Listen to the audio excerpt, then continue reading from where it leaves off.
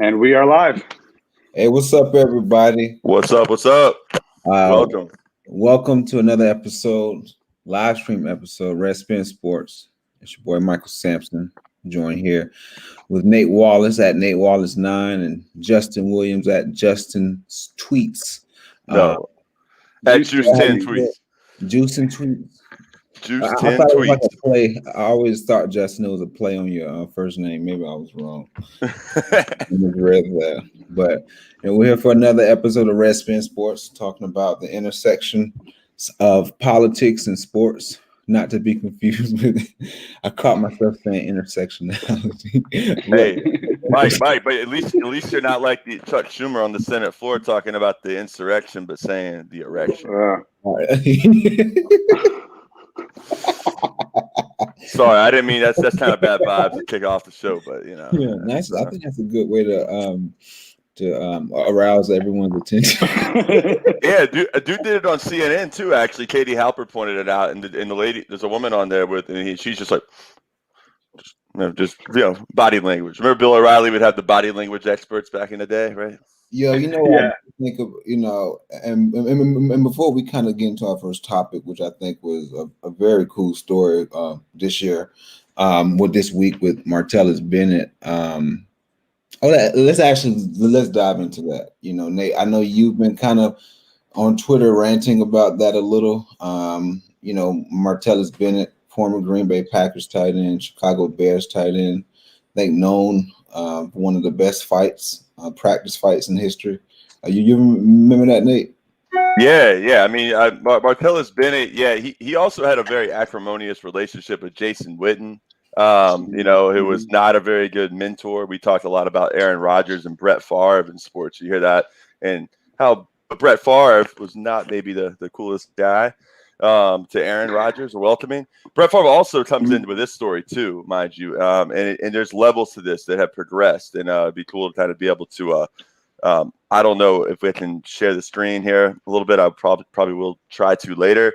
But yeah, Martellus Bennett is the younger brother barely of Michael Bennett, who is well known, who wrote the book Things That Make White People Uncomfortable, along with Dave Zirin. It was about kind of his coming of age, the political consciousness. Talking about just really shit talking the coaches at Texas A&M that he and Martellus played for, and how they really tried to put them down anytime you try to take some classes that were maybe would interfere with football or maybe take that away. I mean, I don't know, take your focus away from football in any way, shape, or form, which is a big thing. This gets back to like the way what Martellus really got at was the whole notion of, from a young age, whether conscious or not, that it's an industry because of, you see the success, what we're about to see later on today with the Super Bowl, that the allure of reaching that, achieving that, leads people from the youngest of ages, from we even got Tiny Mite, and we talk about Pop Warner ball now, which is like kids and 5-year-olds running around just sort of like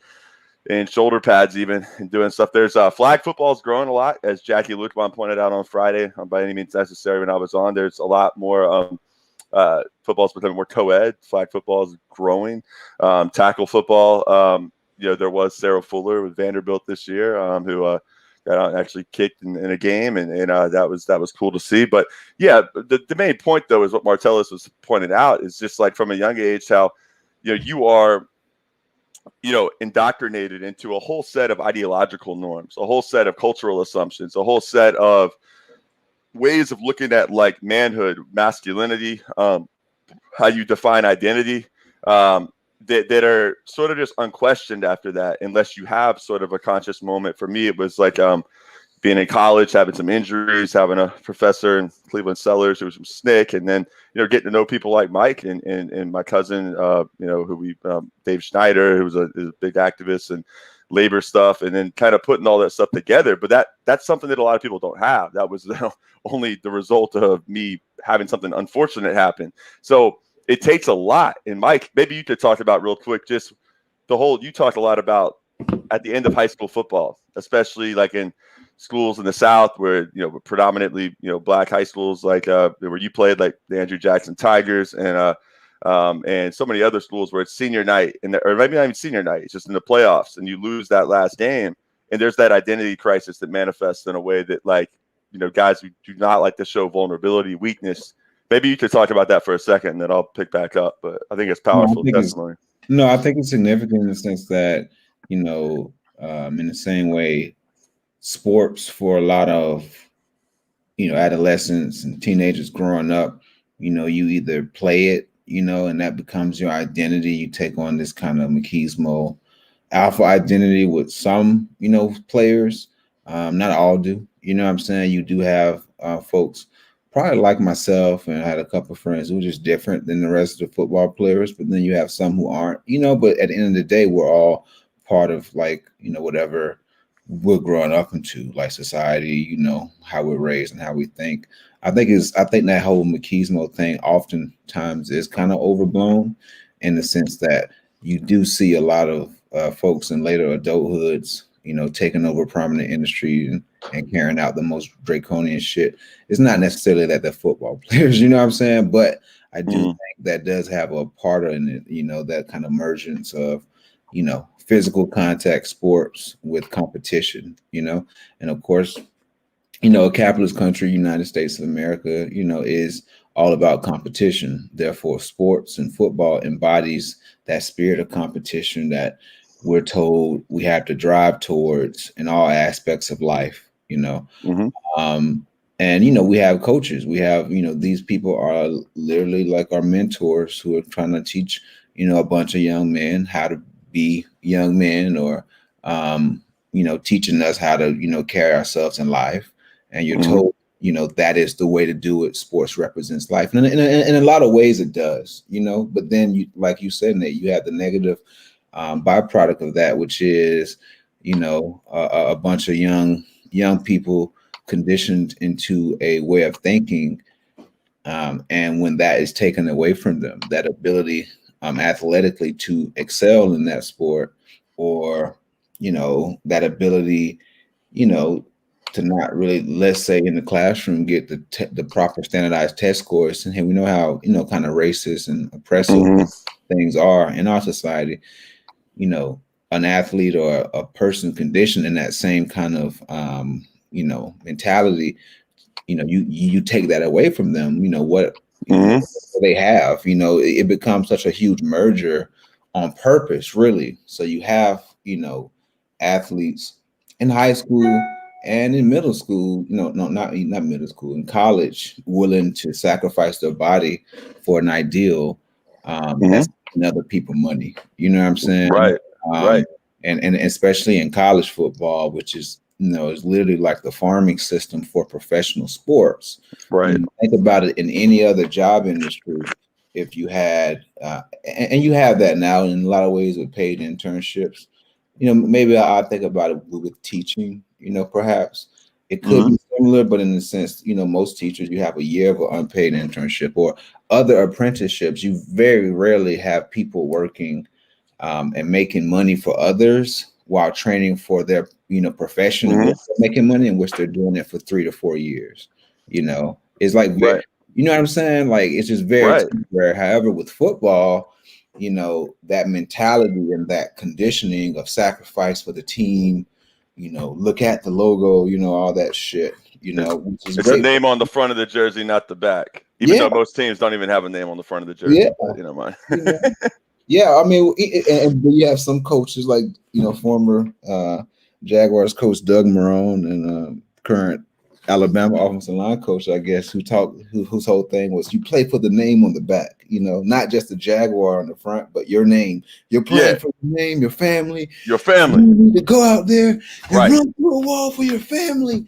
Right. You're representing them, right? Representing them. And it even brought me to, think about it. I was watching NFL Honors a little. Definitely saddened by, again, Jaguars offensive line great Tony Vaselli not making it into the Hall of Fame. That's an outrage, man. I don't know. I think Alan Faneca is a Hall of Famer.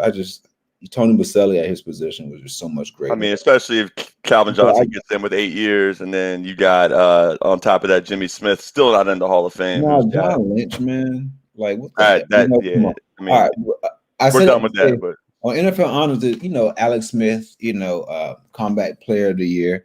I think he received all the first place votes besides one. which went to Ben Roethlisberger. We came, whatever. What a ghoul! What a Yeah, ghoul! what a ghoul. But then think about Alex Smith, man. He had to get over 40 surgeries. Right. His leg, last, he's a former Washington football team quarterback. Last year had his leg broken after a sack. It was horrible. Staph infection, body almost went septic, almost lost his leg, and they showed all these graphic pictures. And then, of course, they're memorializing, not that in the way that he's passed, but like amplifying. Look at what he did. He gave his life. He almost risked his life to get back on the field. And this is a guy also who's probably made over like at least 80 or 90 million dollars in career earnings. So he doesn't. He's still gonna play. He's still playing, right? I mean, yeah, he's still playing. Yeah. But this is my head. I'm like, in what logical world? Like, you have the money, you have it's this spirit of conditioned competition, and you have to keep excelling. That keeps him in the NFL to the detriment of his body. Right. You know what I'm saying? Like, he's literally playing against like actual nature, telling him, "Hey, bro, you made enough money. Your family's good, but due to your leg, you're always gonna have calf issues. Probably you're always gonna have issues that may hurt you. Why? Well, I don't know. I mean, as you know, the next time, go ahead. Go ahead. Some people just love the game. There is a truth to that, but go ahead, Justin. And not only that, the risk of if he takes another bad hit, that thing's coming off. I mean, I hate to say it, put it, so bluntly, but like if he takes another bad hit, he can lose his foot. And over a hit that can happen anytime. Well, I don't think he survives a second hit. So but Nate, my main point, Nate, was the whole "I love the game" thing. I understand it because we used to be a part of it, and we're like avid fans.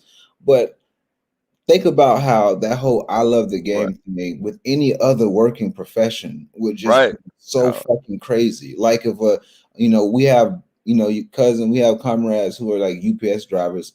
Imagine if they sustain a debilitating back injury. But we know the difference. That but the difference is the spectacle, man. The difference is like the video games you grow up playing, right? I mean, there's no video game of like UPS Teamster driver like going out dropping packages off, like, oh man, watch him, boom, boom, boom, dropped it up there. It's like it's just something you got to do. There's like.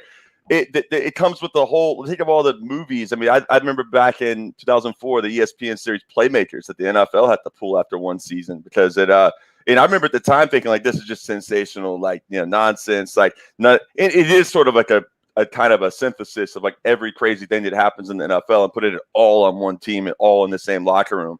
But at the time, like. You had the gay wide receiver. There was like the team chaplain too. You had the coach pissing blood. It was like you had the linebacker that was still haunted by his like abusive father. That was still having him run sprint and CTE, right? And was constantly tapping. Bump, bump, bump, bump, bump, bump, bump, bump. Then you had the running back. The new guy DH who was a complete asshole. But Leon, he was a junkie too. He's a complete junkie. But he was like.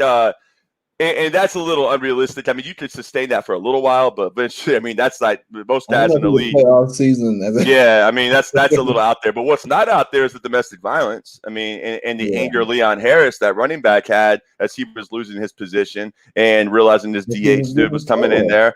And so he starts then projecting that anger, that frustration onto his wife. Now, look, let's don't there's guys who don't do that too. So let's don't paint with a broad brush. But there's the reason Martellus Bennett. I'll point this out. So, like with the Twitter thread, he said it was in response to TMZ Sports piece by Brandon Marshall, the wide receiver, talking about how he wants to get in there and fight Deontay Wilder, right? And we saw what happened with Jake Paul and Nate Robinson, right? We saw what happened with Conor McGregor left UFC to go in the boxing ring with Floyd Mayweather, and so Martellus just goes retired 6-time Pro Bowlers to get knocked out too. With some laughing emojis. But then he goes on and gets in a lot more serious. He talks about, honestly, football made me such an angry person. Everything bothered me. And remember, like, he went from the Dallas Cowboys to the Giants to the Bears, Packers, Patriots. I mean, he was all over the place and had success winning a Super Bowl with the Patriots. So he's seen a lot, right? Psychologically, it's some really dangerous shit. To really play the game of football, you have to have some fucked up wiring in your head, but that's normalized at a young age, right? It's chaotic. It takes years and years of brainwashing to go along with a lot of shit. It starts at Pee Wee. That's why you got to watch who's coaching your kids, what they're teaching about beyond the game. And that's important because, like, I really do believe, and as someone who's coached high school football with kids who are in very rough situations and dealing with a lot of things, and it really was like an escape for their life, an escape from what they were dealing with in life for them. Like, the fact that so many of them are just built up, like the idea of trying to make it to college, like make it to college. But all right, when you get there, if you're even one of the ones that gets a scholarship, how many of the stories now, Mike? I mean, I know talked about guys who used to play at Jackson. I don't want to start throwing guys' names out there, but there's guys that like were looked like they were on top of everything, and then surefire going to go to the league and stuff. I mean, you had a few guys that have. I mean, Leon Washington's famous from my, Mike's high school. Where I coached at Lee, you had guys like Leroy Butler and Edgar Bennett and many others. And where I went to high school, there was Chipper Jones and Tez White, D Brown from the Celtics. So we've been around like a lot of athletes, but those are the exceptions, man. Those are the exceptions. And it's like, but because of all that, you get all these young cats growing up, like feeling like, and again, it's Mike, like you talked about that last game. A lot of these cats who like had this hard edge, they realize that might be that last moment. Yeah. Because there's so much of their emotions have been drawn into this. It's a dialect of both. It's a sympathy, but also an oppression in the sense that, your whole identity has been a part of this like sports program, your friendship group, who you are as a 17-year-old Black kid has been, I'm a fullback at Jackson High School, like I've been so much of it. And to get that withdrawn, to me, it just shows, that conditioning that exists in regards to sports is a very good thing. I think it's appropriate to really criticize the aspects of it that are bad for humanity long term, but also be understanding of the potential impacts of it, because capitalist countries use sports for their own purposes. So countries have used sports for other purposes that haven't led to such a huge degeneration of someone's psyche due to them playing a sport. But I think we talked about Alex Smith and this whole glorification of everything. I think is a point I wanted to make was, and we see this even in like the struggle, the labor struggle. You sit every day with coworkers who consciously always want to go above and beyond. For the company, for the corporation, for their employees. For the boss, right? And because same with football, and it's no difference. Under capitalism, workers are essentially conditioned to accept their labor as being good for the overall whole of everything, in the sense that they're willing to sacrifice their bodies more to make the company more money, or they're willing to sacrifice their bodies more to get that first down and keep playing so the Washington football team can, make it to the playoffs. You know what I'm saying? It's so strong, that kind of commodified thought process. And it brings me to the byproducts of that, and I think it's worth talking about, the situation with Chad Wheeler. He was a former offensive tackle for the Seattle Seahawks. Brutally assaulted his girlfriend, African American woman, and you really saw a media kind of radio silence in regards to how it was covered when you compared to like athletes like Ray Rice, compared to other Black athletes. Tyreek Hill, he was accused of abusing his 7-year-old or 8-year-old son, when in fact a year later it turned out that wasn't the case, according to the same reporter who originally covered it.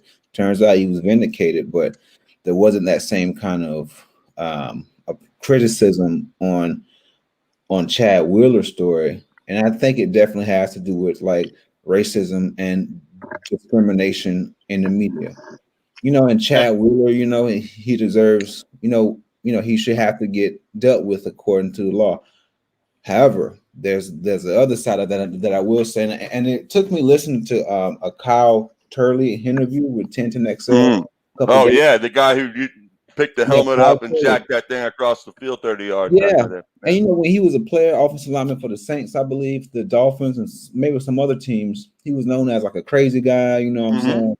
he went on the show and talked about how when he was playing in the NFL, they had him hooked on so many opiates, so much shit that was bad for his brain. You know, he's really big into weed, CBD oil. Like he was basically on the show broadcasting that, saying like this stuff actually helped me, you know, with dealing with like inflammation in my brain that led to me having violent outbursts. Yeah. I know Jake Plummer talks about that all the time too. Yeah, but it kind of brought me to like the situation even with Chad Wheeler, in the sense that how the Seattle Seahawks kind of, you know, he was subsequently released, which, you know, it's like fair and whatnot. He will get held accountable for his crimes, and hopefully he does. You can't take away from the fact that, you know, we don't know what's happening in his brain, but I'm willing to bet so many of these sports athletes, like you said, Nate, you're conditioned 24/7 to be violent. You're conditioned 24/7 to be physically, you know, the most aggressive and strong. And also, if you've been playing sports since you were 13, right, constantly banging your head against a wall, your brain is scrambled eggs. So for the football team to totally disconnect, and it's just with the NFL in general, for them, they've been against CTE research from the very beginning, and they distance themselves from the bad actions of these players, whom of which, you know, domestic abuse is a real problem. It should not be done, you know, and it should be criticized and dealt with. However, the NFL and these athletic leagues have so much culpability in raising these fucking players in this super violent warfare that they have to do more than what they're doing. You know what I'm saying? Simply like cutting Chad Wheeler and issuing a statement talking about we don't need to, you know, be engaged in domestic abuse isn't enough. If you're basically raising a bunch of, you know, if you're basically raising a bunch of new players with more CTE flourishing, more, you know, because that's a real thing, you know, like a lot of what we've seen with the effects of CTE, constantly banging your head up against the wall, is outbursts and violence. And that doesn't include the other mental illnesses that you can develop, you know what I'm saying, playing the sport. All that to say, I know a lot of times people look at athletes and sports athletics as like, oh, these people are making a bunch of money and they're doing all this. Look at Martellus Bennett's story. You know, look at the story of a lot of these kids, you know, out there who don't make it, you know, but even those who do. Martellus Bennett's story is an inspirational one. You know, I mean, he's I mean, you look at like, can y'all see what I'm sharing? When I shared the screen last time. Yeah, throw it back up and then I'll throw it in. All right, so real quick. Yeah, so there are a lot of like you know, stories that are like, you know, devastating and whatnot, but Bennett's is one that's pretty inspiring. Like, you know, so you look at like the books he's written, right? And you look at like the different kind of children's books. I mean, the one he wrote, Dear Black Boy, is great. The one, Hey AJ, It's Saturday. Martellus is he and his brother have really, I think, helped each other grow a lot. I mean, here you see him. But he's also been, and maybe like we can get on this in a minute, but there's a lot of things I need to hit on. And I need to let Justin get in here too. But like maybe one of them too, Mike, though, when you were talking about the CTE stuff, it's like, I mean, Merrill Hodge, I don't know if y'all see this here, but he's the co-author. He's the biggest CTE skeptic. So Christine Brennan, USA Today, wrote this piece about how, you know, Merrill Hodge is essentially brainwashed for football. And like, he calls into question all the Boston University science, and he believes it's like a concerted hoax to like try to like destroy the game. And it's like, you know, it's idiots like this that really, I think that Martellus Bennett's talking about, you know, to be completely real about it. I mean, it just doesn't feel like there will ever be a shortage of a market of football players. Like, yeah, like how long has the CTE like research been out there? I mean, I think there's been maybe a drop in like maybe like super youth athletics and such. But in my opinion, I mean, I think it's, for example, with football, if I ever, you know, me and my wife talk about it, and she's against, you know, my son or child playing football, but ideally, I would say that if they were to play athletics or football, I wouldn't want them playing to high school. You know what I'm saying? Because you think about it, the middle school, Pop Warner, youth athletics, that's just that's years of unnecessary like brain trauma, you know. I think there's a way of playing sports that isn't, completely unhealthy. You know what I'm saying? And I think, look at, shit, and we don't even want to bring them up. And I'm not saying CTE is to blame for a lot of the stuff that he did or whatever, but Aaron Hernandez, like, look at his story and what he did and all his stuff. He's been banging his head against the wall at a very young age. But I mean, a lot of that goes back to also issues with identity, homophobia from his father and stuff too. I mean, there's a lot there. I mean, I don't know. I just want to. I mean, I just think it's continuously. We got to. I mean, let me go back to share. Let's real quick. Justin, why don't you hop in while I'm sharing the screen? Yeah, kind of off your thoughts. And I was happy to let both of you go with that. Having both of you have played organized football for sustained periods of time. As Nate, my story. I played. Never played organized football, but I did work out with a collegiate team for 15 minutes and had someone's ego end my track career. So, it's one of those things where, I bet that if I could talk to that safety today, he probably feels like, that was unnecessary, maybe at the time. We'll get into this story on a later episode. And plus I have some personal reasons why I can't bring up all the details and name names right now. But, the long and short is us sprinters were asked to come out, in college and run with the DBs and just run outs. That's all they wanted us to do. Just be fast and run in a straight line so people could learn how to, defend speed. And it, 3 or 4 routes later, dude clocked me because, I was fast, so where does that come from? Just listening to what you guys were talking about, like being taught from a young age that competitive, it's violent. I mean, granted, we were, this wasn't even helmet only, but this was just a lash out moment. It's my one crossover into football, and I dealt with that, just that decision, and I'm sure if he could reach out to me now, he'd be like, that sucks that I ended your track career that day, and that wasn't necessary, but in the moment he felt something like it was. So, where does that come from? And what is that, Well, no doubt, man. I mean, but a lot of this let's bring it back to the macro, because football exists in a context, which is the United States, which is the largest capitalist country, imperialist country in the world. You go back to the origins of football. You often hear about 1869, the first game played between Rutgers and Princeton in college. We've had this notion of amateurism, and I don't want to go into all of this again. I talk about this a lot on my weekly Redspin reports on By Any Means Necessary with Sean Blackman and Jackie Lukman.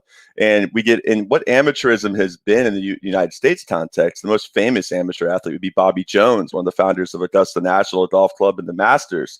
But as it relates to football, you had Teddy Roosevelt as president. His son had a bad injury. There were players that were dying in the Ivy League. It was like an elitist investigation. It was exactly. It was an elitist type game, an elitist sort of space. But it was about the fear that the ruling class had in the United States over the feminization of men and masculinity as material comforts got more and more as the Industrial Revolution continued to progress, and we were entering into a Gilded Age. So they had to be a kind of a proving ground for manhood. They didn't have the frontier anymore. They didn't have any more, continuing to move west to go fight the as they would these horrible terms, but savages and all these different monikers and awful things that were used to talk about American Indians and their tribes, and talk about all the different the dirt that was done to sort of establish this nation. So, but what's amazing to me is how football then has been the way oppressed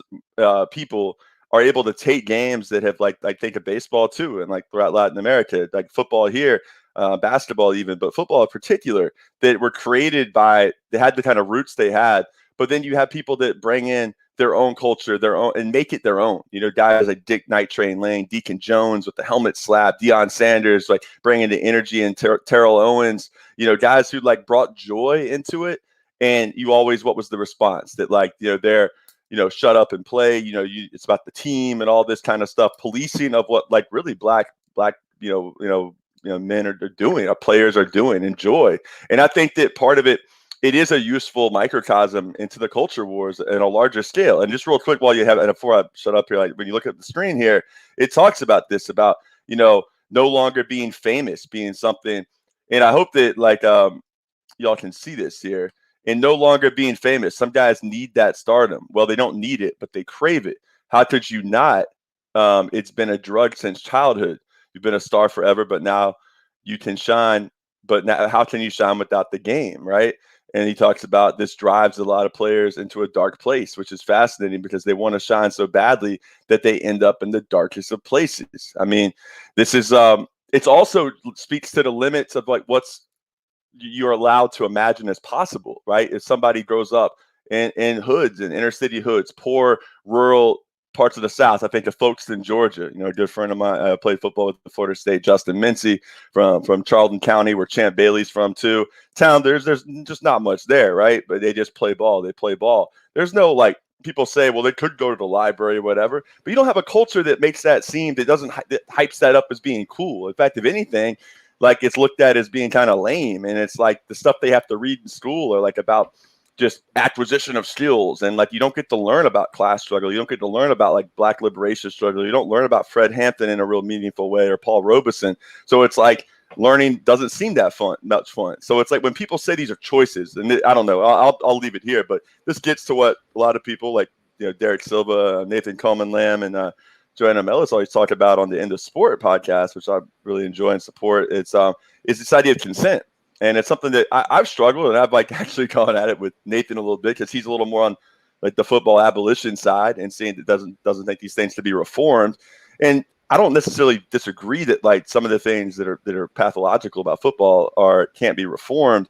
I think I think they can, they can't be, but I think that like for stuff like that to happen, you have to have larger social changes in terms of like political power and like. And as long as we have this ruling class operating itself, you can't just take something away that so many people love and find meaning from and then not replace it with anything. So that's kind of like my only beef with that. But at the same time, they point out some really, really uncomfortable truths that people need to hear about consent and the absurdity of what consent is. Because what does that really mean when you're growing up in this context? I'm sorry, either y'all pick it up. No, I was just saying, I mean, if you get rid of football, I think you'll see a dramatic increase in maybe some other sports that, you know, let's say UFC fighting, you know, boxing, boxing, you know, like it was, like I had a one of my actually we should try to get him on here. His name is Curtis Harper. He used to play offensive line at Andrew Jackson and some linebacker, number 51, graduated class of 07, played for Livingston College. For those of you who don't know, Andrew Jackson High School is a big program in Jacksonville, Florida, alma mater of the famous Leon Washington of the Jets and Seahawks, among many others. And I think Leon's currently coaching. He's like an analyst, I think, with the Lions, maybe. Well, I think I did hear that. Yeah. Yeah, but so I bring it. So I bring it back to, you know. I lost my train of thought. What was I talking about? You're talking about Curtis at Jackson. Yeah. So Curtis was a boxer, actually. He was a boxer, professional boxer. He was the famous boxer that walked out the ring. You remember that? Like there was a whole boxing match, and he like walked out. Remember? I don't know if y'all remember. And there was a boxing thing a couple of years ago in Minnesota. The bell rings and Curtis gets out the ring and walks out of the ring. Do y'all remember that? I don't, and I feel I'm embarrassed, man. I now that you're putting me on blast now that I'm not, my knowledge isn't up to where it needs to be. All right, maybe you share your screen here and fool all of us. The dope thing is he walked out the ring because he was protesting against, like, he wanted the boxers to be able to get unionized, and he wanted better health care because, you know, being a professional boxer or being on the amateur circuit is fucking, you're out there. It's just like and boxing is so mob affiliated too. You got to get some dude who's like got some connection to organized crime or some shadowy thing to promote you. You know, like it's crazy. Did you able to like? Are you pulling up the something on that, Mike? Yeah, I am. Yeah. So Justin, so just let's start the Super Bowl today. You know, what's your take about what's your favorite commercial while he's pulling that up? Are you looking for the Pepsi ad or? Oh man. Oh man, I am TBD on whether or not I'll even watch. I got to be honest. You know, I mean, I might be wearing a Fab Five shirt because, you know, Michigan born and raised, but Right. you know, that doesn't mean that I'm a Wolverine or a Brady fan. Right. You know, and you know, for those who know, you know, my partner, she's a huge Broncos fan, so the Chiefs are just. She's actually wearing her Broncos t-shirt, socks, scarf. She's got the whole nine today, just because, you know, anti Kansas City. So yeah, absolutely. Broncos and Chiefs just test each other. Yeah, but yeah. I mean, I don't know. I'm just really dreading. I hate the whole. I don't know about y'all, but like the thing that bothers me the most are people in like that actually like get together and like, oh my god, like we don't even like football. Let's watch all the cool commercials. And it's like, look, there's some nice people I know that do that, and I hate to say that because I know some people that like are like that. But it's like, I'm sorry, folks, if you hear this, like it's a testament to how you've been brainwashed by just mass consumerist, just absurdity. I mean, the fact that creativity is like reduced down to that. Justin, you can speak to that because I know you've used to work in some, you know, media production stuff. Yeah, still make, you know, still make my capitalist living, you know, doing ads, not on a Super Bowl level, but yeah, no, I mean, it's so ingrained. You know, somebody asked me that, you know, when I left work. I'm out here. I'm back in the Pacific Northwest for a couple weeks, and when I left, they were like, "You gonna watch? Are you at least gonna watch the commercials? You know, like really think that you would?" And it's like, yeah, I don't know. Probably not. Again, it's not about, but you know, that's so ingrained. You know, I think about people that I know that just kind of use, like, commercials have ingrained themselves with pop culture so much that, like, you know, going all the way back to like the What's Up commercials and things like that, to just see how many crossover in film, television, you know, like it carries over. And I know people who just, you know, talk and use, you know, commercials as in like, you know, part of their bits, you know what I mean? Like in their normal conversation with you, let's be like, they'll drop something. And if you stare at them blank, they're like, what, you haven't seen that commercial? I'm like, we're two humans having a conversation. Like, you're pitching this stuff in your normal life now in conversations, because it's such an ingrained part of our capitalist society. But I saw this morning, YouTube's running just a channel of the ads today, all day. Yeah, I mean, it's just wow. I mean, it just shows you. It's like people literally think that instead of creativity being about something beautiful or whatnot, it's like people are growing up and you think they're like reaching the pinnacle. Acting is just to be able to, you know, get paid to promote something, Pepsi or Budweiser or whatever, and that's like, you know, and that's what we are. We're essentially vessels like with which to just be. If we can promote something well enough that makes one of these overlords or oligarchic, like, you know, ruling class corporations wealthy, then you get to have a nice lifestyle. If you can, and if you draft something and you create something, you know, all the you know, ads that I've ever pitched that I've ever been proud of. I mean, it's a job, but like, if you actually bring something to it, the first thing you'll be told is that's not going to get a wide enough audience, which just kind of shows that, you know, what the name of the game is. I mean, you know, Super Bowl ads, people would think, you know, are the pinnacle of, this is like the best the ad industry gets. But you have to remember, it still has to be watered down enough for most people to go, I enjoyed that. Which is like pop music, like everything, right? Like, if it's meant to capture a wide net, it's probably not. It's not even about selling the product, right? It's just about selling a good experience. That then they associate your brand with something that made them feel good, that released a little dopamine into their brain, you know, that they want to chase. Yeah. Anyways, I found this article. Like, Mike, if you want to talk, this is pretty wild, but like, if you could go back to the boxing thing, it sounded like he hadn't been paid $6,000 or something by a promoter, and he actually took a stand to walk out. I mean, maybe you can give us some more context. Yeah, he hadn't been paid by a promoter, and also he hadn't been told it was going to be a televised thing until the day before.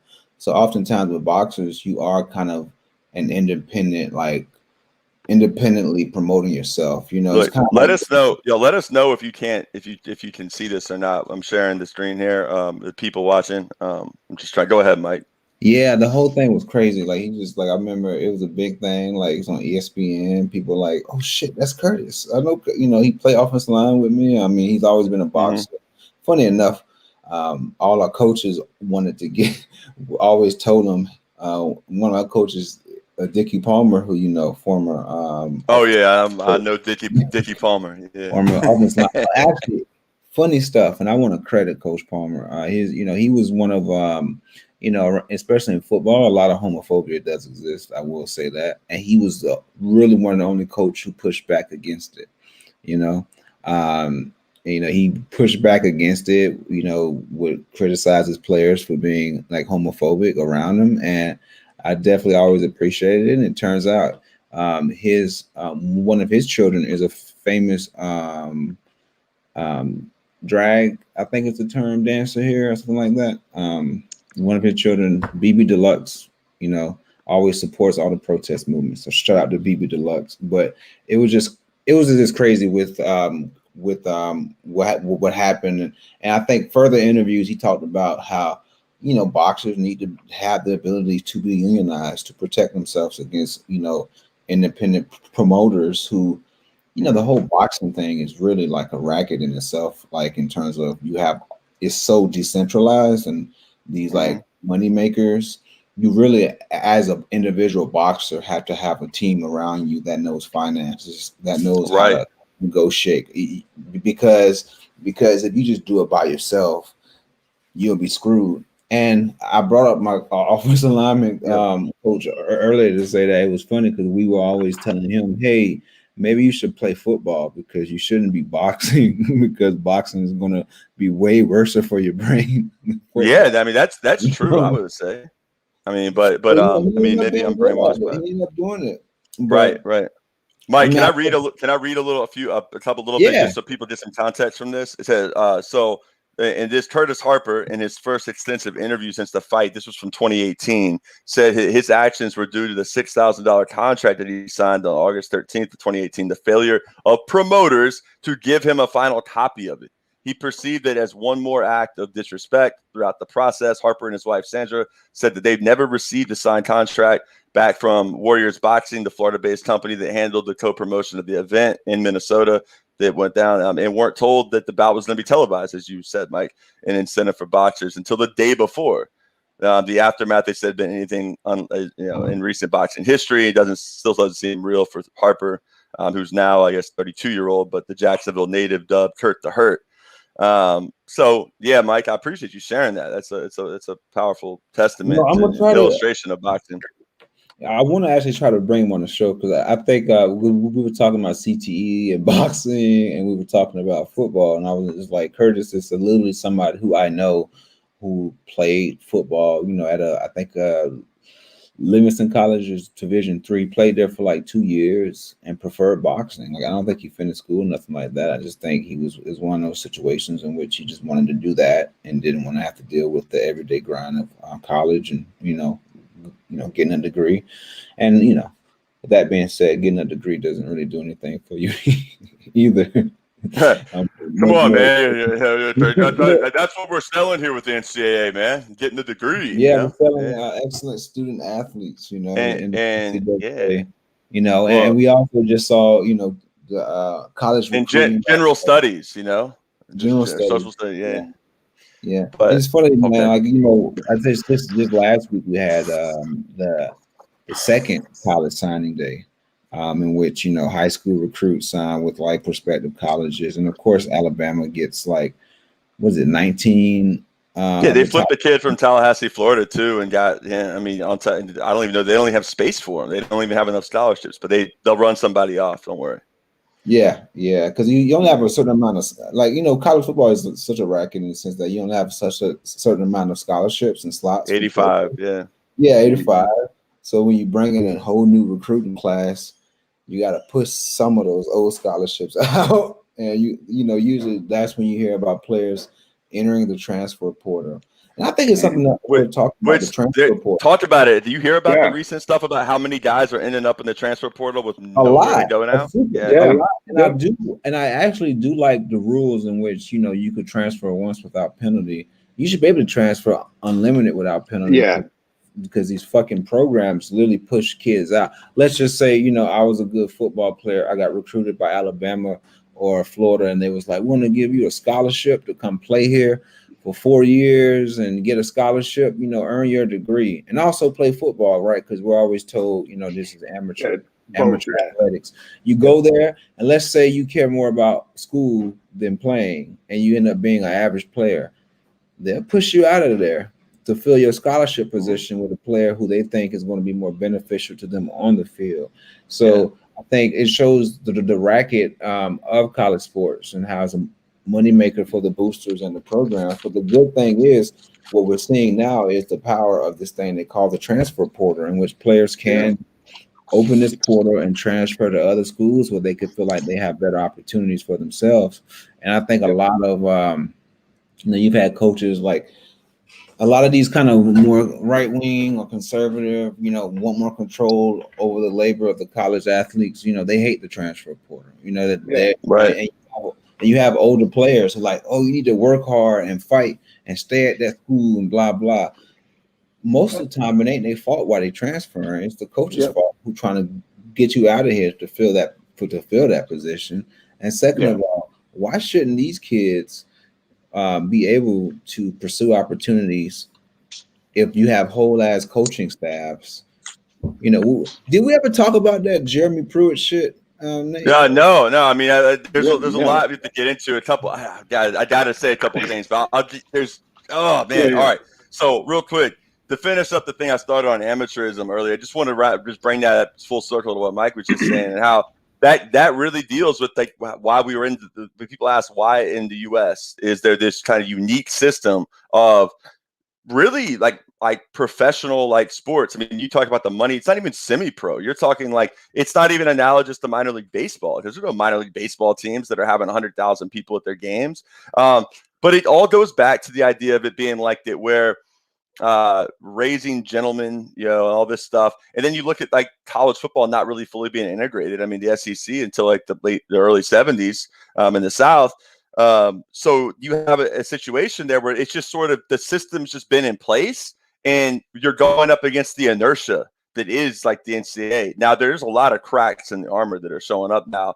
I mean, the name, image, and likeness stuff, the fact that they're pushing back on all the stuff that's like not even helping them shows that they recognize what they're up against. So the amateurism stuff is a sham, and that's one of the biggest things people need to continue to point out, that is used to make it seem like it's play, right? It's not labor, right? It's play. And for middle class kids and whatnot, it can be. It's not really exploitive on the same level, I don't think, because I know for a lot of middle class kids, it's like, you know, it is sort of that. But what is exploitative is when a coach, especially as kids that are coming from very impoverished backgrounds, right? And for them making it to that school was making it out like the worst kind of struggle hood situation, like poverty, everything they come from. And then you have a coach, unlike pro coaches who, they can like not play you in a game, you're still getting paid, right? But and a college coach who's dealing with someone, and I've seen a difference in this, how they treat players like differently based on knowing their family's socioeconomic background, knowing that they don't have options. And I've heard coaches talk about like, I'm going to send your ass back down to the effing muck, which is like Belle Glade, Pahokee. You can chase rabbits all day with an allusion to like, the guys down there, Fred Taylor, Santonio Holmes, Riedel Anthony. Like, heavy agricultural area, Right. Yeah. And heavy agricultural area, sugarcane plantations and stuff. That's the western side of Palm Beach County, the county where former President Trump lives, Mar-a-Lago. So these are all just sort of things that are just sort of normalized. But it's like there's a big difference in how those guys are treated, because that coach has the power to like threaten to send you back. Going to the junior college ranks is devastating, because like you have to take on a lot of student loans. There's only a few states that still have JUCO ball. So that's something that I've personally been involved in, helping, like that's from Mike's high school, Jackson and Lee, where I coached, go out to California to play JUCO ball, and it was just the economics of it are terrible. Just watch Last Chance U and see what goes on there, and the JUCO ranks. You need to know. That's all you need to know. But I think one thing Mike pointed to in his offensive line coach in high school, Dickie Palmer, is a good guy. There is a big difference, especially in the younger ranks. Going back to Martellus Bennett and what he was going on is like the kind of ideology, the kind of like mentality of the coaches have. It's a major difference for kids that have coaches that see football kind of as just like an activity, a sport to grow. If you're good at it, let it take you as far as you want to go. But like that are trying to develop you as holistic human beings. And I know coaches like that. And I don't want to paint with a broad brush. There are coaches that really, and that's what I tried to be. I mean, when I was doing it, but there's also ones that see it as a metaphor for like social Darwinism, and like the cream rise into the top, and like this is sort of like the social stratification hierarchy, the natural order. And of course, social Darwinism can only exist in a capitalist country, like as a concept, because these ideologies in which it talks about how innate and natural it is. It's natural for people to just like want to compete and hierarchy each other, like they show two lions in the Lion Kingdom fighting for some, and they're like, oh, that's nature, as opposed to, of course, this like social Darwin, this kind of survival of the fittest crap that they use sports really to construe to everyone. Also benefits the ruling class and the like 0.001% of the country that controls all the wealth, because they want you to understand that they got there from being survival of the fittest, not necessarily because they got lucky, they had a rich dad, grew up, got favor all their lives from like being a part of like this ruling superstructure in which they had so much more advantages and benefits than most players have, or most people have, So like back to sports, how it's so similar to every aspect of life, And the fan mentality, and I'm also not going to paint with a broad brush because this definitely is not everybody, but we know that there's those fans out there. I love my school. I didn't go to my school, like they're first of all, they didn't attend, but they are a huge fan, right? They have their they bleed whatever those colors are. That player that transfers, what a traitor. Turns out that player probably wasn't even from that state, because they're recruited in. Or doesn't play in a bowl game to avoid, injury, which I also fully support.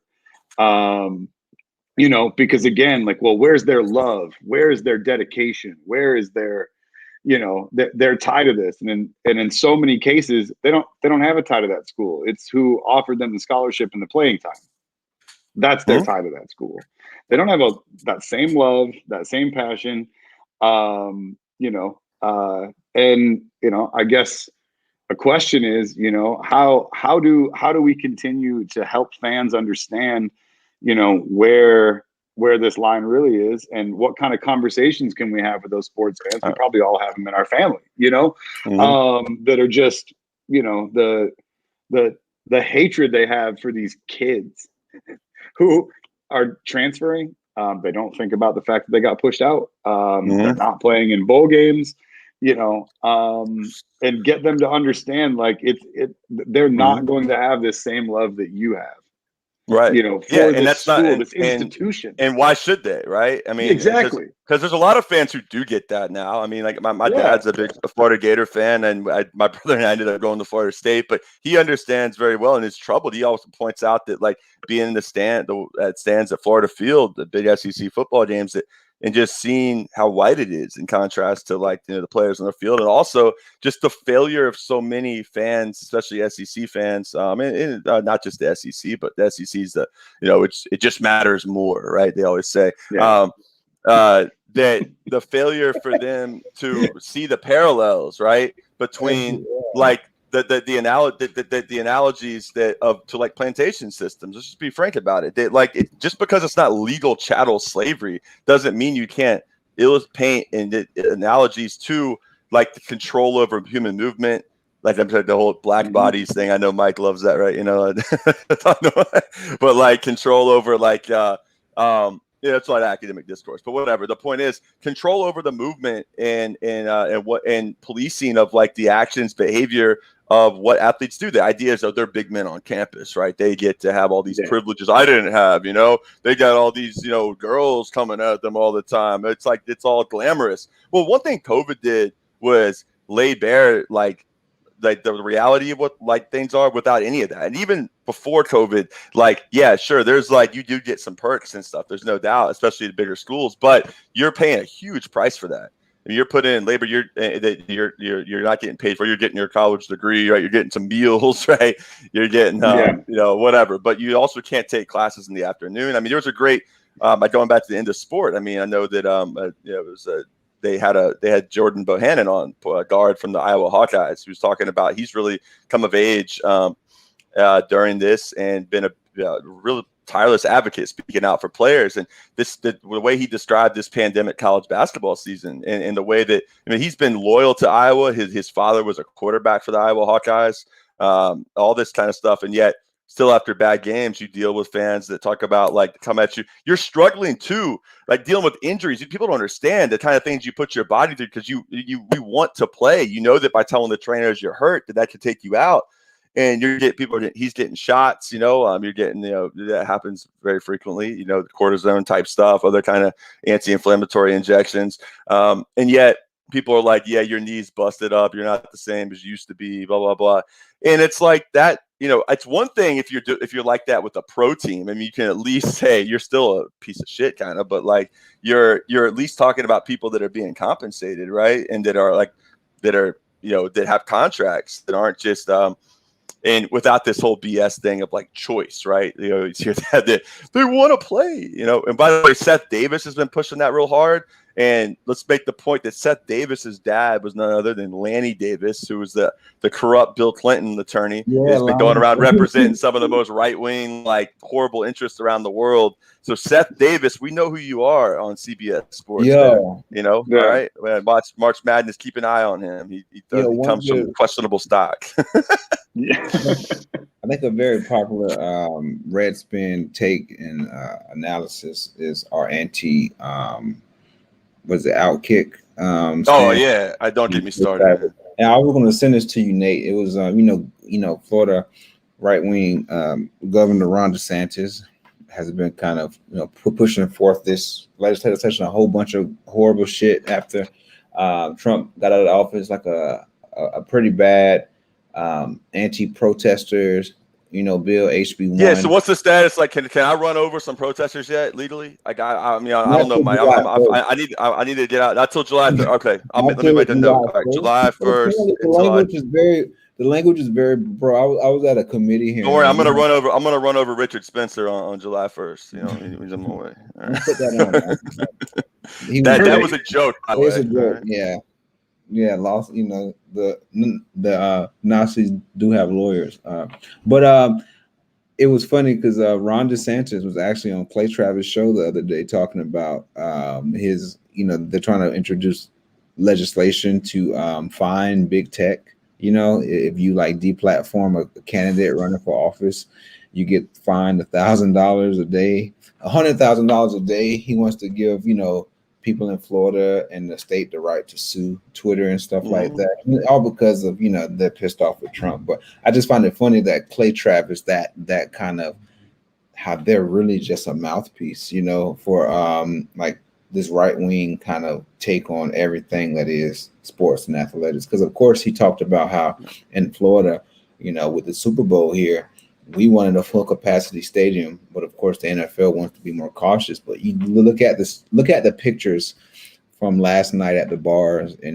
Ybor City in Tampa. Oh yeah. It's completely chaos, man. But DeSantis is happy, man. He's like, that's getting us closer to herd immunity. But like, you know, this is why you realize DeSantis and Clay Travis followers think of the NFL as like a socialist left-leaning organization because, you know, they don't want to pack the stadium or like they're having like social justice. This is like the level of delusion that like we have in this country that like where it a lot of us to do with corporate media and the way it sells like you know, just like listening to whoever your favorite echo chamber is, whether you're a liberal and you want to listen to Rachel Maddow, get you fired up about oh, the Russians are going to cut the power in Fargo when it's like negative 20 degrees. And what would you do for your family if the Russians cut off the power? How would you protect your family? And it's negative 20.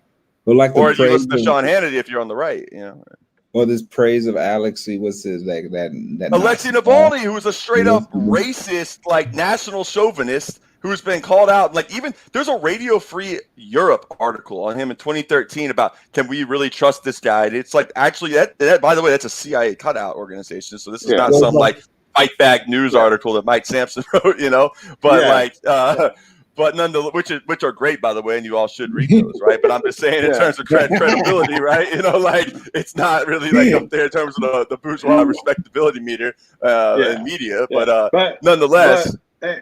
Go ahead. But remember, Justin. He's a leading opposition figure with his polling 3 to 5% lifetime. I mean, he's never polled over that. Like, so where is this opposition coming from?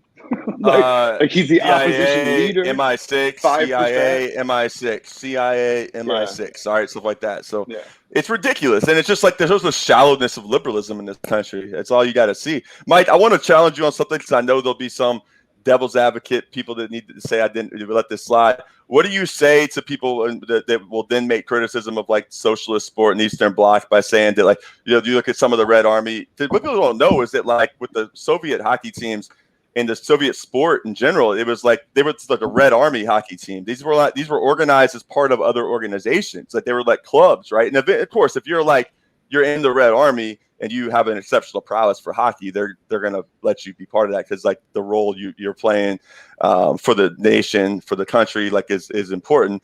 But you hear all the criticisms about, like, the excessive, the brutal training of, like, Soviet hockey coaches and all that, and then, like, the East German, the way they use, like, hormones and stuff to, like, So what would you say to those that kind of? And I have my own things I'd say, but yeah. Was it Rocky IV? You had remember when Rocky IV, when the famous Sylvester Stallone movie where Rocky fought Ivan Drago? Right. Yeah, the Russian super fighter, and like, even in, like,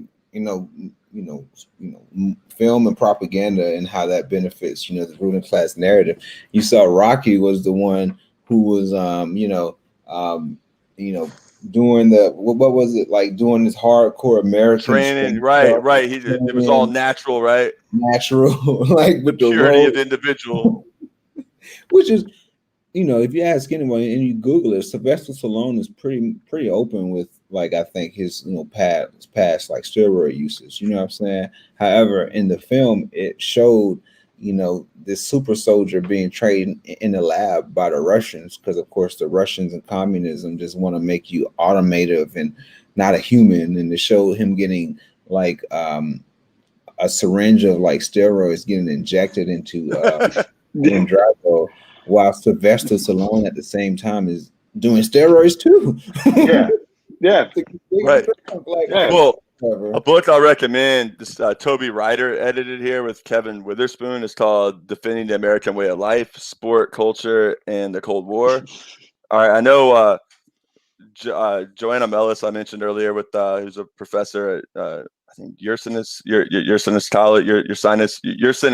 I might be mispronouncing it, Latin name, but in PA. But she knows Toby Ryder well, and this whole sport here is written a lot about Eastern Bloc sport.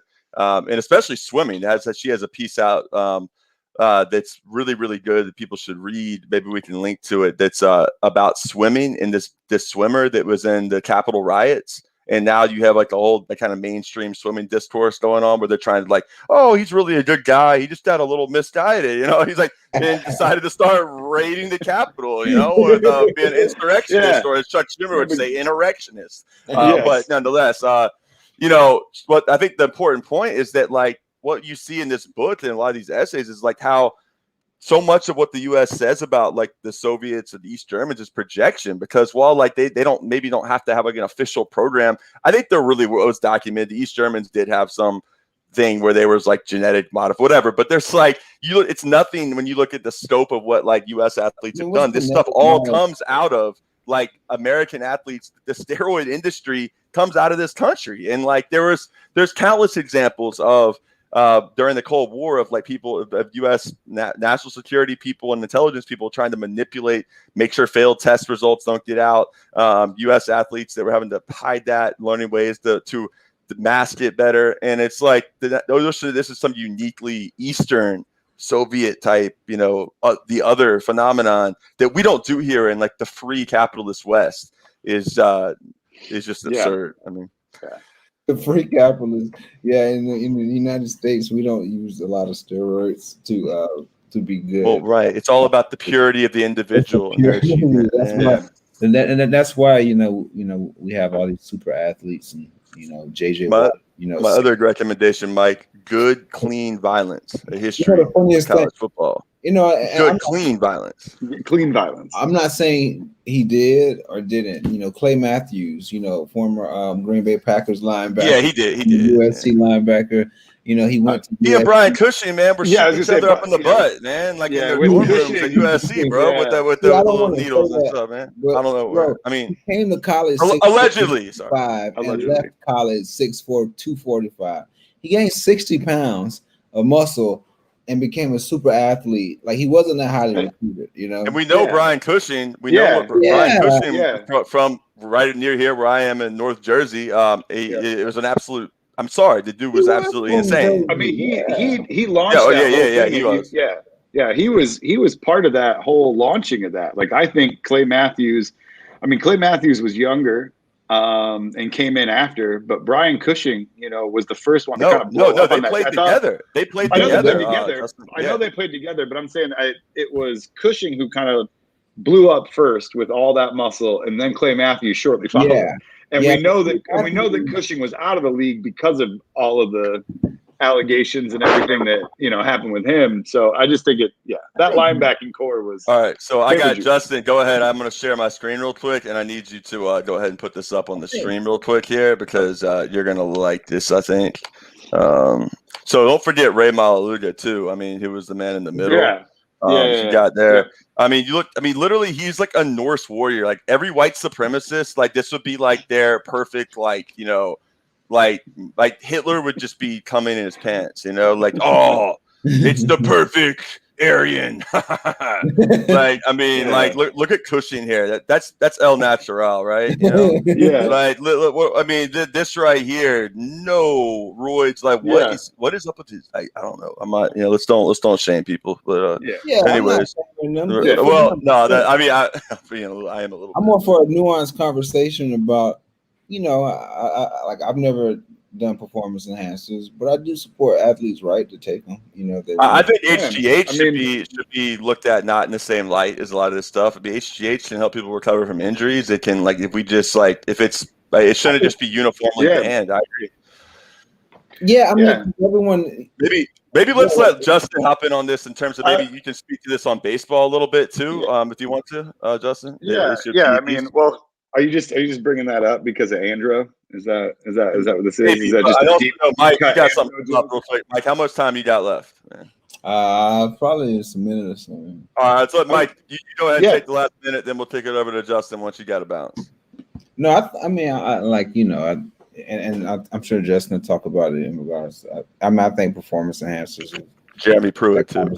I think that conversation is gravely overrated in regards to I just assume that, similar with baseball. I mean, that should not be a hindrance towards folks getting in the Hall of Fame or like getting a fame and accreditation for it because everybody's using it in some kind of fashion. It's part of the sport now. Now, is it a broader conversation of do they have to use it to excel? That's another conversation, to have. Overplay it all. Yeah. It's very overplayed. It's overplayed, but there are some players who didn't use it. I think that do have legitimate gripes to be like Roger Clemens, Andy Pettit. I mean, especially Clemens that dug his heels in like that. But there were. I don't think Jeter. I don't think Jeter used PEDs. I mean, just the way that testing is. And all that. It's there's always a way. There's always a way to get by doing it without getting caught doing it. You literally believe like every single player in MLB was doing it? I feel like the great ones were, and I do feel like. So you think Derek Jeter was? That would be a bombshell, accusation. I mean, I haven't heard anybody make that allegation before. I'm not making it. I'm just assuming that everybody did it, and also think about the concept of like Tom Brady, man. He's 43 years old, fucking excelling, and of course they always say, "Oh, he has his trainer, man. He has his great Alex Guerrero, he's a grifter, man, like a grifter nutritionist. That knows how to touch the right spots, and all of a sudden can make a 43-year-old body. Like I'm 31, man. I can't, like, my knees hurt going upstairs sometimes. You know what I'm saying? I still live with it. I'm not the same athlete I was even 5 years ago, or like physically I'm not. I'm really hard pressed to believe that Tom Brady didn't have some type of chemical assistance to help him excel, and I have no problem with it. You know what I'm saying? Because dude, you got to do. I think they're shaming up. You can't. You really can't. Like, this is what it goes back to even our earlier point on the hypocrisy of the NFL and all these like fans and all that. You want to see the biggest, strongest athletes. You want them to be aggressive.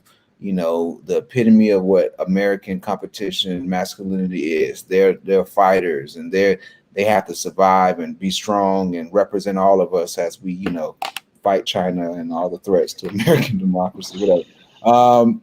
They say all this shit, yet, when it comes to a fucking player taking a performance enhancer is all of a sudden a huge deal. You literally breathe that into these athletes.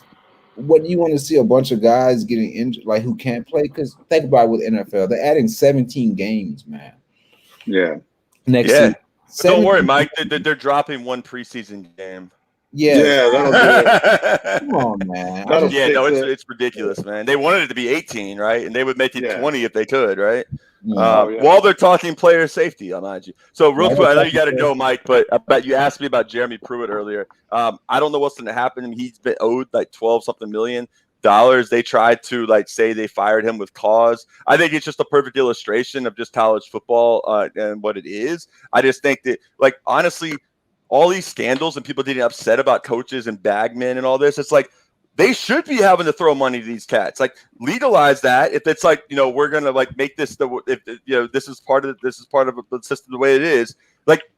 Coming out of high school, you look at how many big-time recruits have injuries in college, but you look at the industry, how many Michael Langston at Florida State writing for War Chant, recruiting, and all these other recruiting analysts, like Josh Newberg or whatever from Scout, 24/7, whatever. There's people making, whole industry people that make money going to these camps, going to these combines, high school lanes. I'm at the 9th, 10th grade even, right? They're already doing all this stuff. It's not just the NFL combine meat market. This is already long going on. I mean, the huddle accounts people have, everybody's just hustling out there to try to get their film out. They get it out to coaches, find someone that can do that. So it's the fact that then the big scandal that we're upset about is Jeremy Pruitt and their Tennessee staff is putting some cash in McDonald's bags. I mean, the other schools are mad because maybe it's giving them an advantage, but how about other schools really?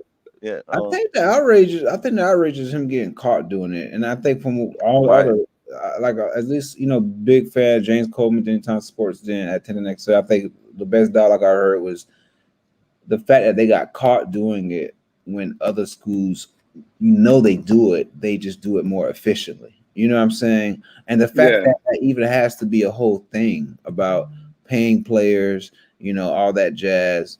Just fucking legalize it already. We wouldn't have these fucking issues. Pay people what if these kids weren't playing football and they were fucking building houses and shit, you would pay them probably suppress wages, but fucking wages, and they would have the ability in theory to use the market to get what they could on the market, and in essence, we should somebody should reach out to a libertarian about this this topic of playing college athletics. So they just let them all get jacked up, because it's all about the free market, right, Mike? And have no regulation. Let them all get jacked up.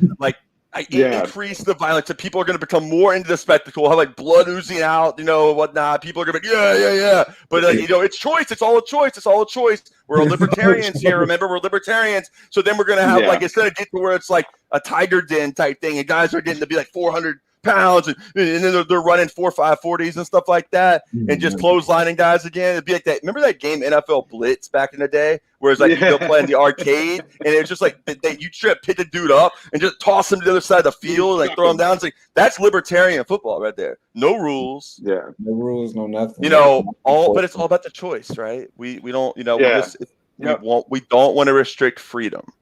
So with that being said, I'll let y'all keep talking. It was good to be on today. Yeah, Mike, appreciate it. Go do some important activism now, all right? And I'll try. Like this. All right. Hey, who y'all? So before I leave, who's winning the Super Bowl? Chiefs, Kansas City. I'm gonna say 48-45. This is the first one that ends in a tie.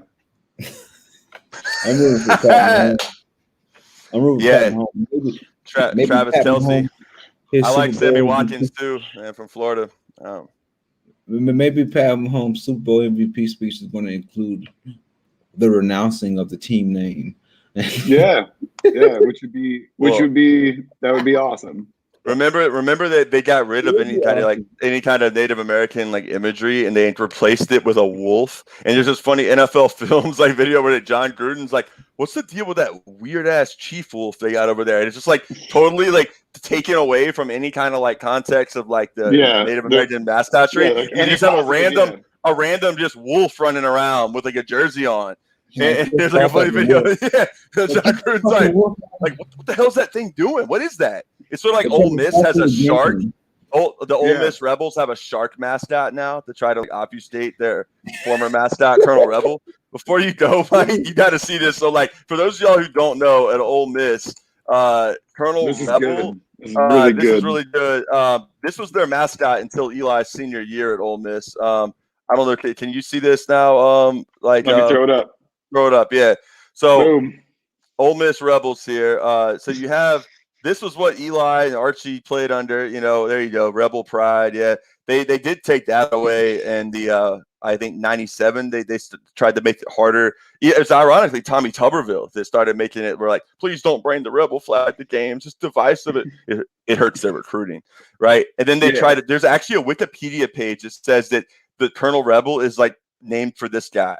And it's actually still live. But yet Ole Miss has been able to obfuscate this by like trying to then distance themselves from 2003 to now. First with this bear mascot. This Teddy Roosevelt used to go bear hunting in Mississippi.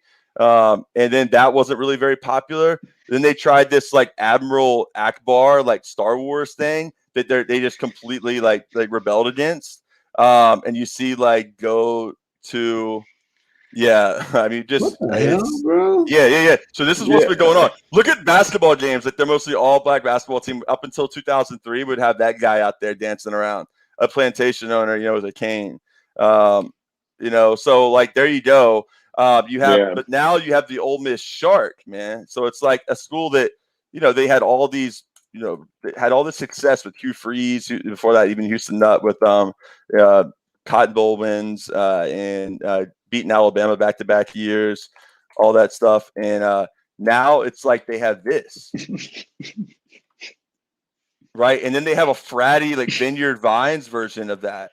Oh, my God. To try to make sure they don't have to stop being the Ole Miss Rebels. That's really what their boosters are like trying to do with this now.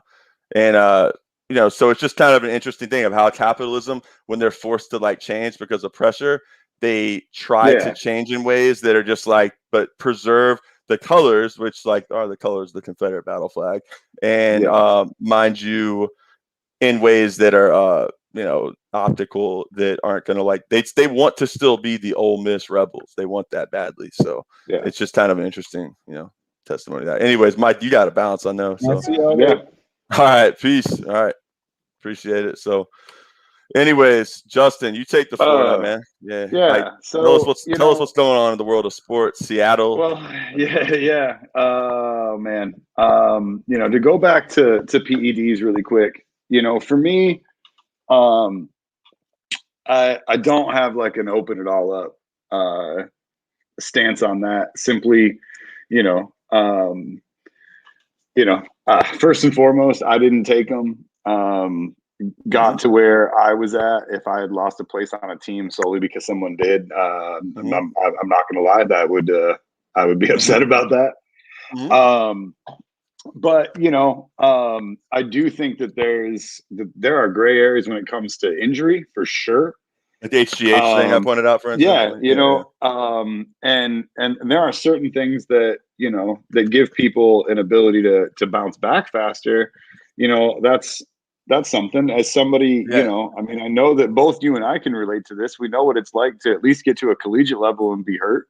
If there was something that I could have done to help, and give me, a second chance, that would have been, awesome. But at the same time, I look at players like, I don't mind putting him on blast because I really don't respect him. I look, in the baseball world, to me, the most egregious violator isn't the big names people think of. It's Ryan Braun, whose names have been on the books in Florida with it's a eugenics, like what was that place called? Eugenics. Yes, I forget. It wasn't Balco. No, it wasn't Balco. It was the A-Rod place. But that dude's name was in their ledgers going back to 17 years old. And to me, that is, you wouldn't have made a college team without this. You wouldn't have made, the minors without this. And you wouldn't have been biogenesis. Now retired. Yeah, biogenesis. So, here's somebody that you can literally look at when you look at all those court documents that came out and you look at all those ledgers, all the way up until 2 years ago, but from 17 into his mid-30s was on those ledgers. And that to me is somebody who probably isn't playing baseball without.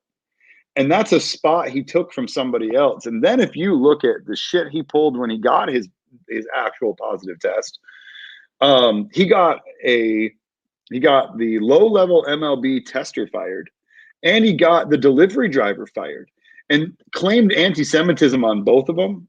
Ryan Braun's mother's Jewish, and he claimed that it was these two just don't like me, that I'm a Jewish athlete. And the funny thing is that got those two people fired. 6 months later, went, oh no, wait, no, I made that up too. I have no idea of finding out if those two ever got restitution on that. They get their jobs back. He just came out, said he made all that up, and that, he really just was caught cheating. He served his half a season suspension. And it's like, so I look at situations like that and I go, this has no place in the game, simply because here's this person who's done damage to people that never did damage to him, and clearly was using from a teenage, years on. And like I said, I can't see that he has a career without that, because he's never had a career without that. I mean, so how can you defend, what he could have been when you're using that long? So I don't think there's a place in sports for that level, at all. Like whatsoever. But at the same time, I mean, there are, like you said, like HGH, super useful. I turned 40 in a couple months, and my next blood work is going to be checking my blood for all kinds of things. Like, I've been, working out, seriously again for like the last 6 months. I don't feel the same as I did, obviously, when I was a 20-year-old track athlete. But at the same time, like, I'd like to know what's going on. What's going on with my blood work? Where's my testosterone at? Where are these levels at? Because your body changes, and, it's, so, I mean, the old, I get Mike's point, though, that on some level, I think a lot of people are trying to find ways to get some things in. I definitely don't think it's everybody. I don't share that. I don't think Jeter did. I definitely don't think someone like Pujols did. There's certain great players that didn't. There are other great players that did. And where I judge them in history, standing next to the guys who, never got caught or never tested positive, or people like Jeter and Pujols never really had a serious, there was no campaign against either of them in their entire careers that was really, really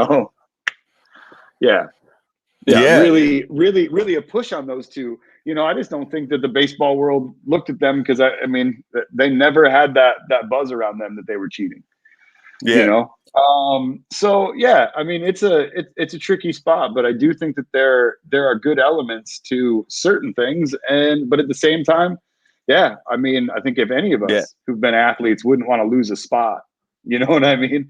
Simply because someone else is, is skirting what you're not. So, and I know that you and I are also going to wrap this up quick. So I have a question for you, and I have a question for the people in the comments, because this came back up on Twitter in the last few days.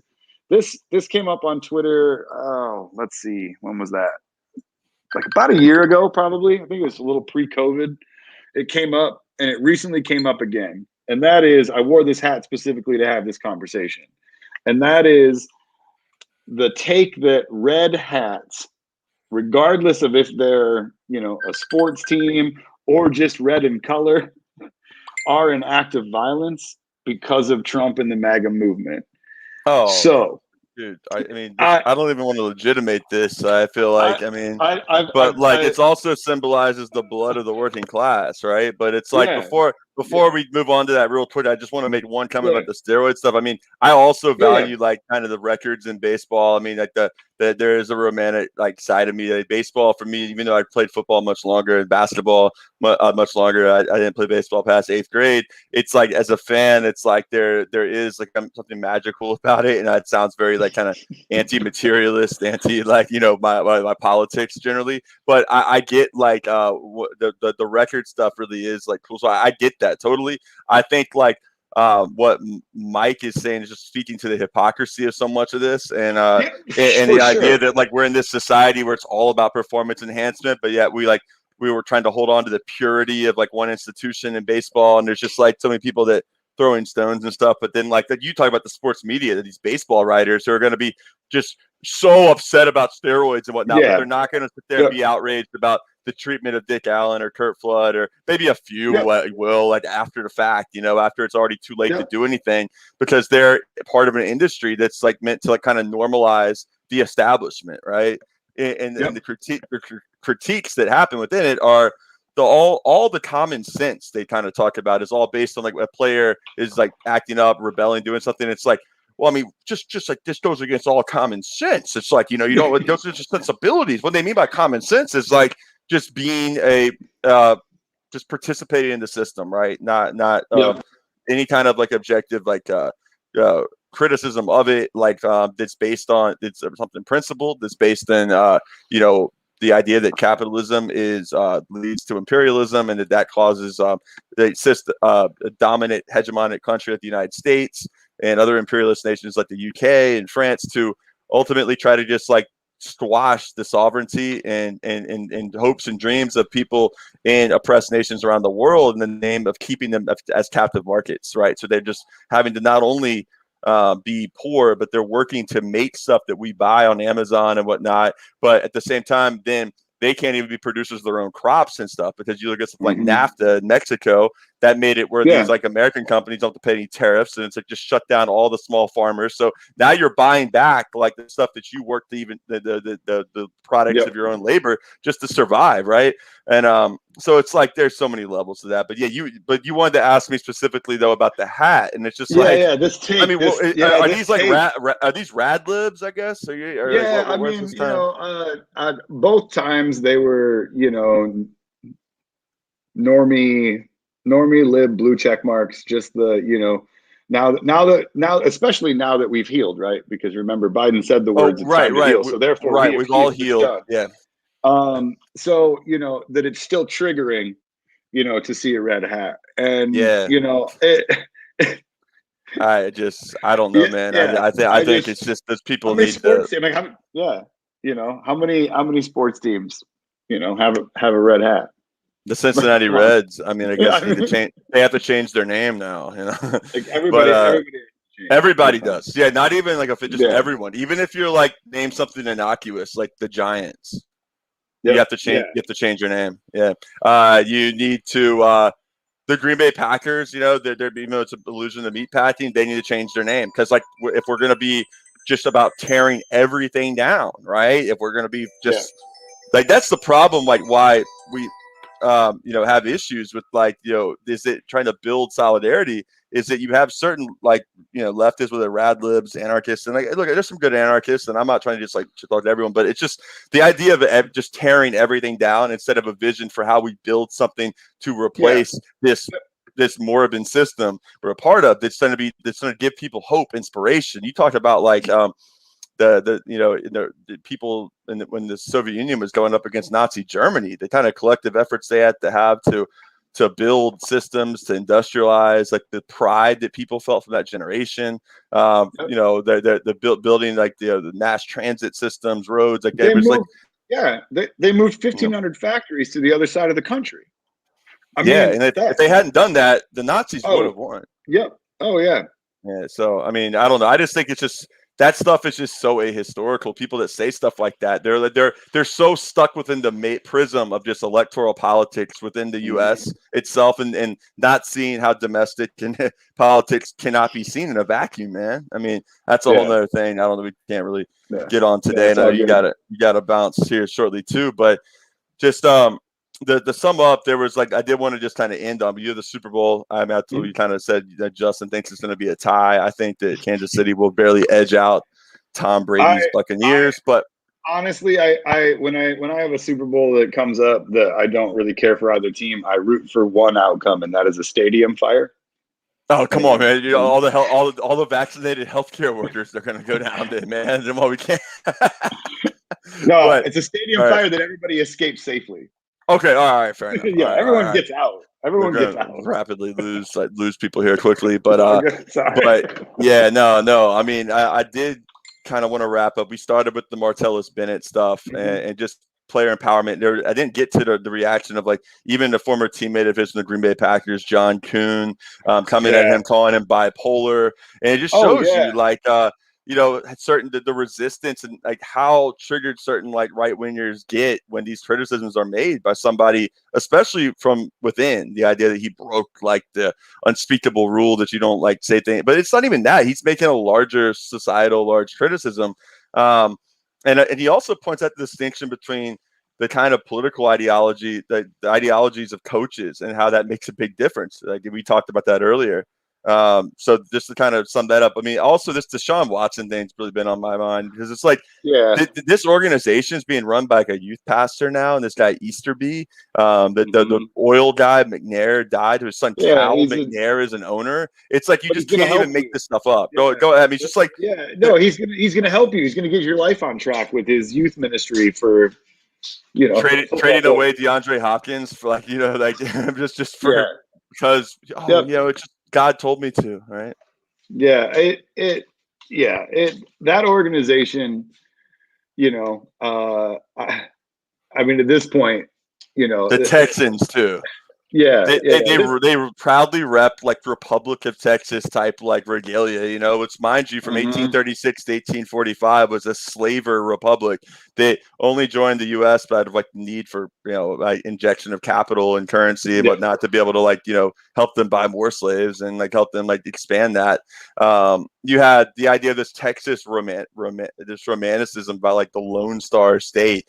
I don't think people even really understand what the Alamo is about. I mean, this is about stealing land and remember the Alamo. Okay, not the story they told you in school growing up, but the Houston Texans. Yeah, man, it's wild on a lot of fronts. So maybe you can just tell us you're out in Seattle right now. What's going on with the Amazon people, the lovely, nice. What about how I've always heard that Seattle is just a very fit city, that people take a lot of pride in just projecting that they're healthy, and that they're sort of a looking down, you don't see. Yeah, to an extent, I mean, it's classic, liberal city USA in that regard, meaning that it is unbelievably refreshing in certain ways, and then unbelievably conservative in others because, it's classic liberal city. So they, if we could find somewhere to put the homeless where we don't have to see them, kind of liberal city. Yeah, we wouldn't hate them if we didn't have to see them. It's like in New York City, the developers build buildings with separate doors now, so that for the people that have rent control or get like government assistance for housing, because the people on the upper floors are like, paying like, $15,000-$20,000 a month in mortgages for condos or for rent even. And they want to have an exclusive experience because they've worked so Stephanie Rule on MSNBC says, she worked so hard to work her way up in the finance game, talking about the GameStop stuff. And, and that she said famously during the election that, Joe Biden's talking about he wants to get the votes from Scranton in middle America and not us on Park Avenue. I mean, I'm Park Avenue adjacent, right? And, and does she not want my vote? First of all, no Democrat needs your vote, Stephanie. You live in New York. Second, all right? So, secondly, shut the fuck up. And thirdly, this whole thing about Seattle, New York, San Francisco, Washington, D.C., Boston real estate is totally I don't think people in other parts of the country fully recognize just how insanely different it is, because maybe they do, but it's you can literally see the ruling class. I mean, you can just see encapsulated and ensconced in their own world, and and we have a stratified that there's the hierarchy. I mean, it's the level of it's why I think Republicans are able to win elections is that these Democrats have really pivoted to Silicon Valley, Seattle, the San Francisco Bay Area, New York, the suburban kind of donors, wealthy urban kind of intellectuals, and finance people even, and in doing so, they're buying into a notion that you can't really do anything about the industrial heartland that's been hollowed out. So people fall for demagogue stuff, and then you have rad libs, I guess, who get mad at you with your red hat because our discourse is so just corrupted that we're just talking about whether or not you're wearing a red hat or not, as opposed to why people don't have health care during a pandemic. But I don't want to be like Jimmy Dore and yell because that's violent. That's violence. Right? No, it's tough because that's one of the big things that I noticed. I'm back here for a couple weeks, but if you caught the other live, or the other episode that I've been on thus far, I'm living in South Bend. I'm back here for a couple weeks, but Indiana. 15 years of living out here in Seattle, the small things home ownership, impossible, or near impossible, because just the sheer, the sheer cost of everything. And when you're in these situations where you can afford to be here and live that life, there's a certain bury your head in the sand on all the other problems, because you've made it to a certain spot where you can do this thing, where you abandon, any kind of root left cause. But that's gone because you've made it. If you can own a house here, you can be more numb to those things, and which is why I'm not going to say that this is an ultimate prediction, but I do see the we have a socialist city council member here, and and she's awesome. The things that she's done are awesome, and there's a lot of people who want to claim that she's the reason that if there's going to be a resurgence back to the right in this city, it's going to be because of her. No, we all know what that's from. That's from the neoliberal policies that still leave so many people out, that push people into, a right-wing populist. They're able to come in and capitalize in those moments. You know what I mean? Mm-hmm. Absolutely. So, and that's what's going to do it, because, it's hilarious to hear, that, all the time that I've been here, in all these 15 years, to hear people be like that liberal bastion of Seattle. And you're like, no, it's a neoliberal city that's going to eat itself, by only taking care of very few. I mean, and when this city does that, it's going to be as shocking as when somebody like Trump wins. It's going to be as shocking, and it's going to pull a lot of things apart, because they're never going to see it coming. Because let's be honest, Democrats don't open up to how this works, to how they push towards fascism just as much. They think they don't, but just because you don't think you're doing this doesn't mean you're not, and they are. Yeah, they're pushing them. Ignoring people, just that they don't matter, man. So it's then you're like, oh, where did all these people come from? These people are out there, and they're you combine it with white supremacy and then like an ideology and the settler colonial roots of this country, man, there's a lot of pathologies out there that can easily come together and be synthesized. If you don't have a militant like fighting left that's actually, you know, teaching about how to organize along class lines, it's like that helping you understand, like you read stuff like, I don't know, like what a novel concept like that Karl Marx wrote, maybe, or like stuff of that you have also that were written by you know, trade unionists like Foster and people like Lenin. I mean, you see, you really see a blueprint for how militant, successful working class movements are able to fight and win, but they want to keep that from a lot of people, and instead atomize people really into their own little boxes like we're talking on here, right? We're all just a bunch of little boxes on screens now that so in a lot of ways this pandemic served the interest of the ruling class beautifully because it's fragmented people further and broken up organizational structure. It's, you know, and other good topics that people should check out is read about the history of populism in this nation, you know, and its roots and you know, there's two directions it can go. And the way that we've built this now and the way that things are going is it only really leads to a rise of a right-wing populism, because they have proven that with Bernie, they will crush left-leaning populism. They will crush it, you know, for the sake of the order, and then wonder why the next Trump, who, by the way, will be worse. I mean, it's not going to be better. It's going to be worse. Because it'll be a Ron DeSantis type guy or a Josh Hawley type, you know. You know, I mean, imagine if the next one actually had some sort of, you know, likability or charm, even on a superficial level. Yeah, I think Josh Hawley's definitely got aspirations. I mean, and it's terrifying. And DeSantis, you know, I mean, but yeah, I mean, you look at, I mean, I don't know if you've realized, I know we got to go here soon, but like, it's just, this, I mean, real quick, just, let's see,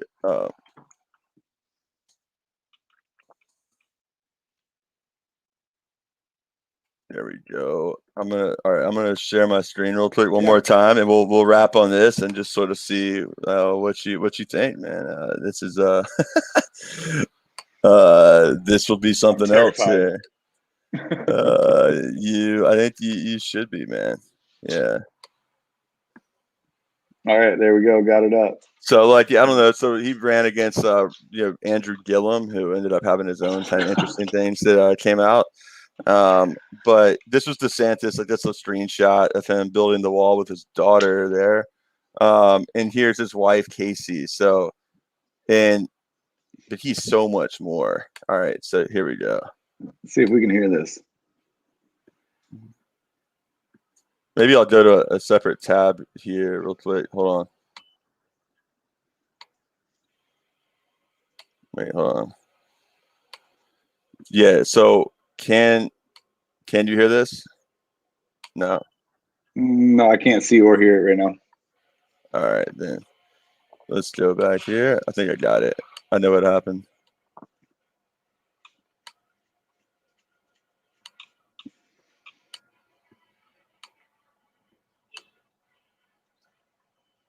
Oh, there we go. Let me get this up.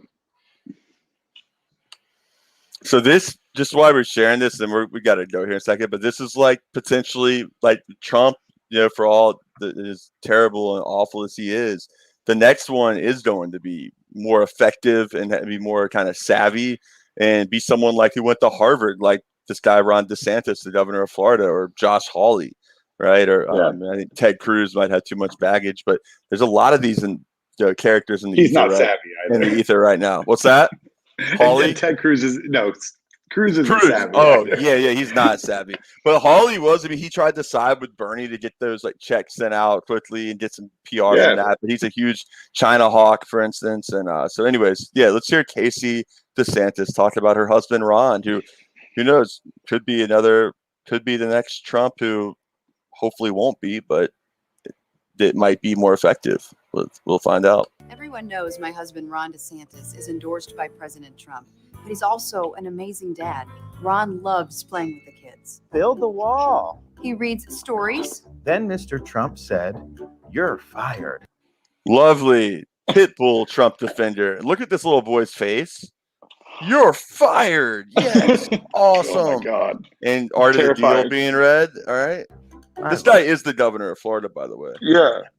He's teaching Madison to talk. Make America great again. People say Ron's all Trump, but he is so much more. Wow. He is so much more. Big league. So good.